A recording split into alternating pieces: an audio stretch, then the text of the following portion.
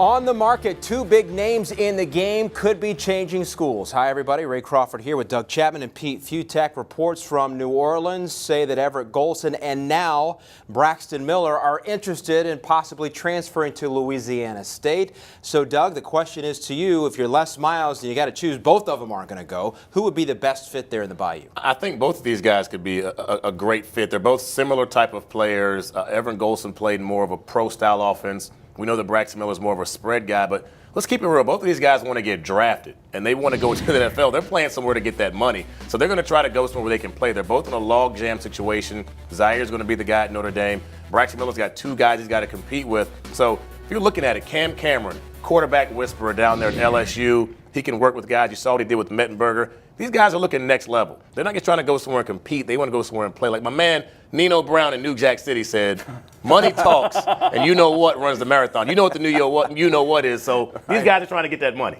Someone needs to get to Braxton Miller and tell him two words: slot receiver. He's not an NFL quarterback. He's a running back at the next level. He could be Denard Robinson. He could be a slot receiver.